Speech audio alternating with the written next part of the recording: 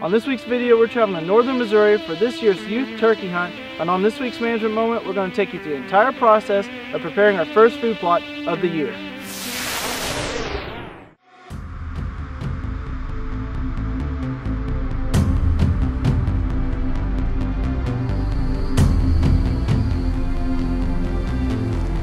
The legacy of the sportsman is fading.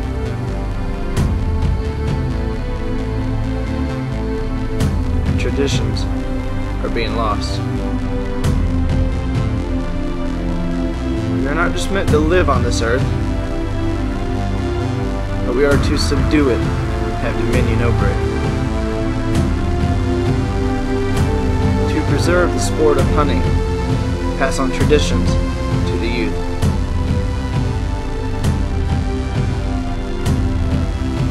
That is our legacy. The legacy of the hunting grounds.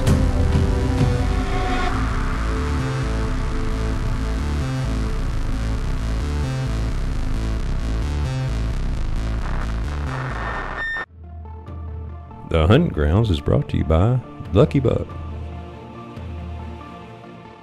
Popeyes of Northwest Arkansas, SJF Productions, Rhino Outdoors, Eagle Seed, Antler Dirt, Shaybug Design, and Hook, Line, and Sinker Outdoors. Well, it's that time of year and it's youth season in Missouri, and we're traveling all the way up to Allendale, Missouri, northeastern part of Missouri, just a few miles south of the Iowa line. Well, to start things off, I'm going to go out with Ty and his two boys, Garrett and Wyatt. And Wyatt's going to pick up the gun and try to get the first tom, and if there's a second around, Garrett's going to get it. Now there's high hopes in the lodge that morning, and we cannot wait to get to the field.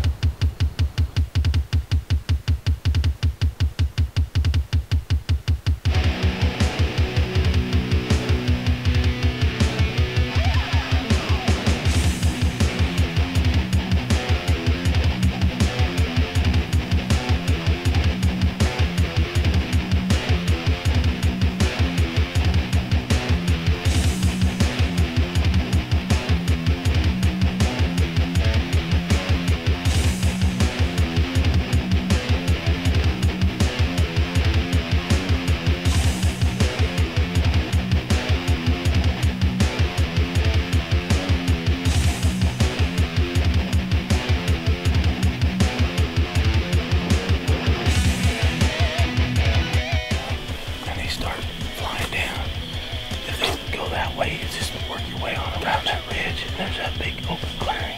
You walk through it, just a driveway. That's what you want to do. Okay. Alright, let's go. So, we just right through that. I'd stay right along. Yeah. That way you're not walking around it. Let's go, boys. Good luck.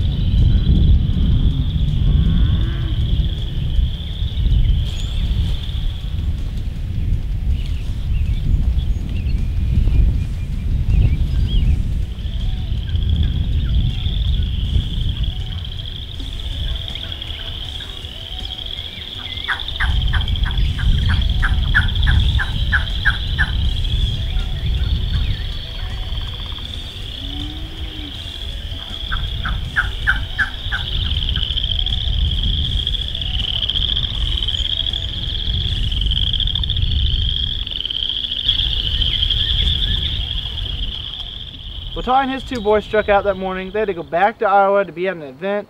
Brian Smith and his boy Ashton was there. We went back out at 3 o'clock in the afternoon to a property that we had already scouted, not knowing what we were going to see.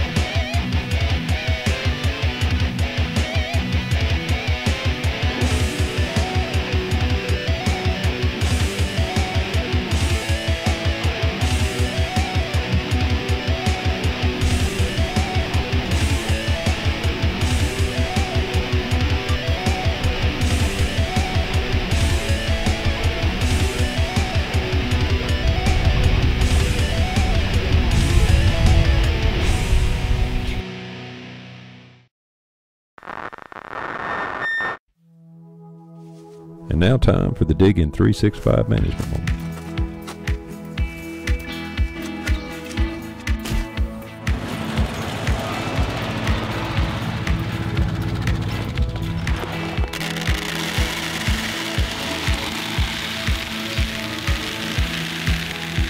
Now on this piece of property that we're on today, it's one of our smaller pieces of property, but it does have 2 food plots that are almost an acre apiece.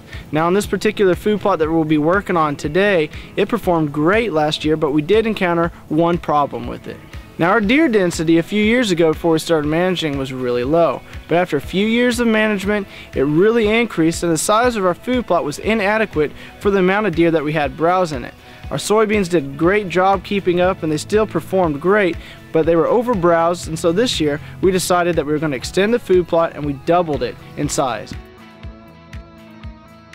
Now one of the things that we have to factor in on this piece of property is something probably a lot of you guys can relate to. We have cattle.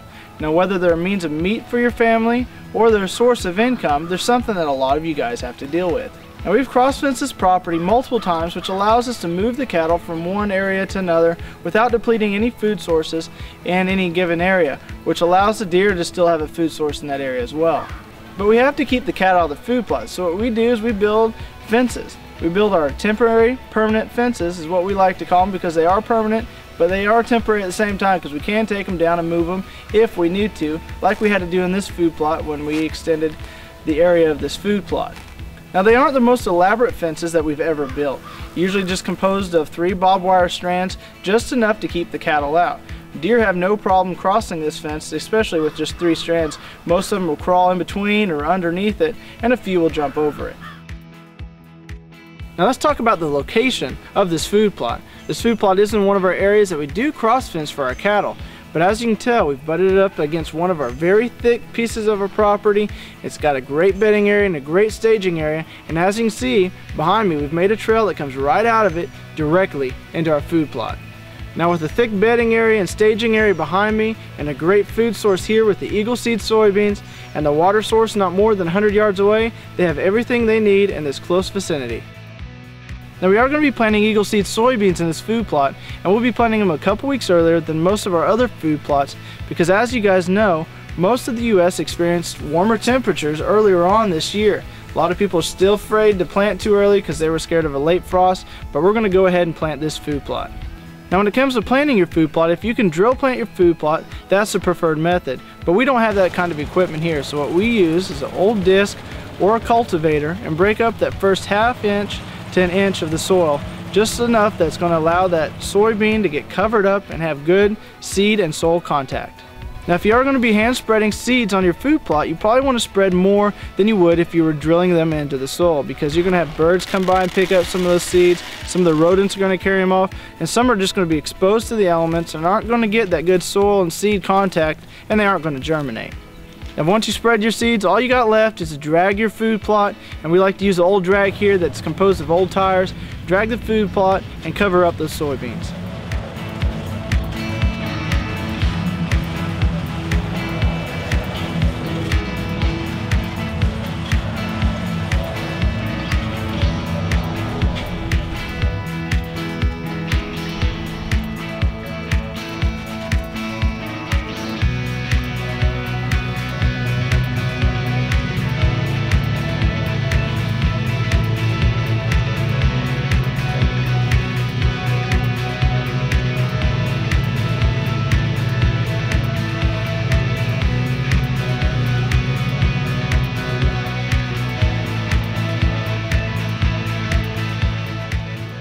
Well, that's one food plot that we've completed. We have plenty more food plots to come, but it's going to be very interesting to see how this food plot is going to compare to the rest.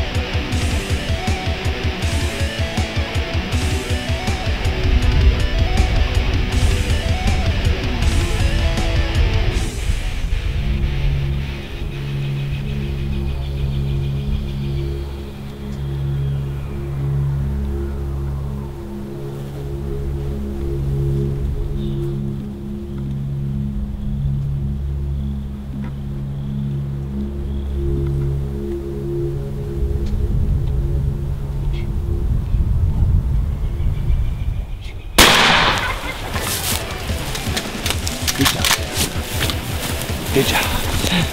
Good job.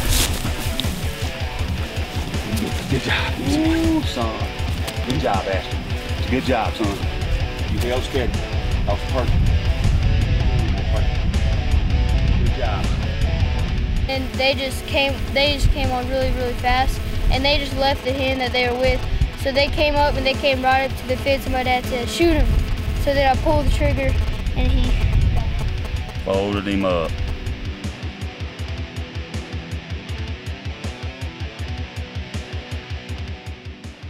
Now, between fishing and playing around, we had a lot of fun that weekend, and Ashton was even lucky enough to tag a turkey, and Garrett and Wyatt, they struck out that weekend, but I know they'll be back out there trying to get a bird. But overall, couldn't ask for a better weekend. Well, that's it for this week's episode. I hope you guys enjoyed it. And guys, if you're new to viewing our Huntin' Grounds video series, please go check out our previous 6 episodes from this year at thehuntingrounds.com. And until next time, go out of your way to get a youth or a new hunter involved in the outdoors. And as always, have a better than average day.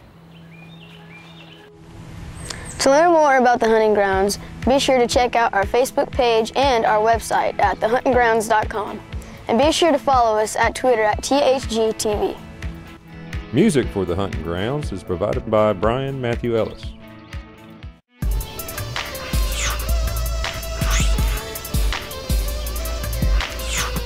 Bugs everywhere.